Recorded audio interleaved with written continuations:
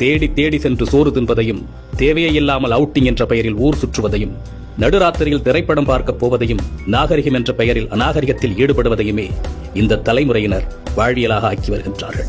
உணவு திருவிழா என்று அறிவித்தால் காசையும் கொடுத்துவிட்டு தட்டை ஏந்தி கொண்டு யாசகம் கேட்பது போல் வரிசையில் நிற்கின்றது சமூகம்.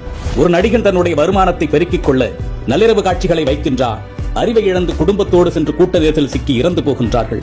அதை பற்றி கவலைப்படாமல் தன்னுடைய வசூல் கணக்கை பார்த்துக் கொண்டிருக்கின்ற ஒரு நடிகனை தலையில் தூக்கி வைத்து வசூல் மன்னன் என்று கொண்டாடி கொண்டிருக்கின்றது இந்த சமூகம். பேசத் தெரியாத குழந்தைகளின் கையில் அலைபேசியை கொடுத்து அதை பெருமையாக பார்த்து ரசிக்கின்றது சமூகம்.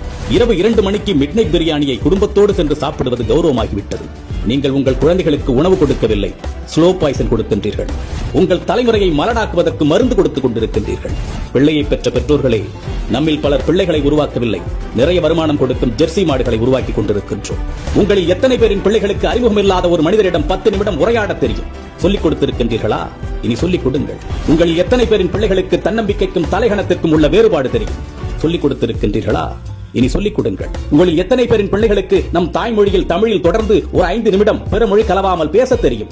சொல்லிக் கொடுத்திருக்கின்றீர்களா? இனி சொல்லிக் கொடுங்கள். உங்களில் எத்தனை பேரின் பிள்ளைகளுக்கு உங்களின் மாத வருமானம் தெரியும்? அதை கொண்டு எப்படி உங்கள் குடும்பத்தை நடத்துகின்றீர்கள் என்று எத்தனை பேர் உங்கள் பிள்ளைகளுக்கு சொல்லிக் கொடுத்திருக்கின்றீர்கள்? இல்லை என்றால் சொல்லிக் கொடுங்கள். அது தெரியாததால் தான் இன்று பலர் லட்சத்தில் வருமானம் ஈட்டியும் இஎம்ஐயில் வாழ்க்கையை தொலைத்து விழி பிதுங்கி நின்று கொண்டிருக்கின்றார்கள். ஆண் பிள்ளைகளோ பெண் பிள்ளைகளோ, உடல் வெட்கம் என்றால் என்ன என்று சொல்லிக் கொடுங்கள்.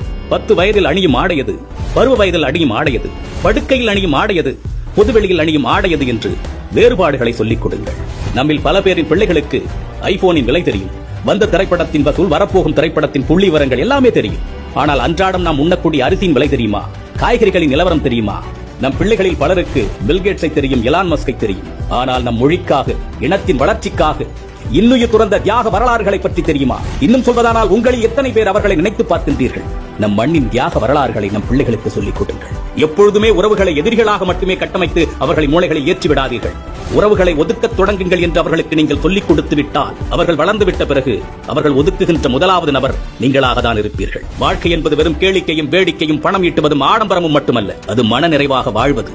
அது எப்படி என்று குழந்தைகளுக்கு கற்றுக் கொடுங்கள். இந்த மனித சமுதாயத்திற்கு பெற்றோர்களாகிய நீங்கள் செய்யக்கூடிய மிகப்பெரிய கடமையை உங்கள் பிள்ளைகளை அறம் சார்ந்த பிள்ளைகளாக, அறிவார்ந்த பிள்ளைகளாக உருவாக்குவதுதான். அறிவு என்பது படித்து தெரிந்து கொள்வதல்ல, ஏடுகளில் இருந்து நாம் அறிந்து கொள்வதல்ல. நாம் கற்றுக்கொள்ளுகின்ற அத்தனையும் நமது புத்திக்குள் இறங்கி அது என்னவாக வெளிவருகின்றது என்பதை பொறுத்ததுதான் அறிவு. சிந்திக்க தூண்டுவது அறிவு. தன்னுள் எழும் கேள்விகளுக்கு தானே விடை காண்பதுதான் அறிவு.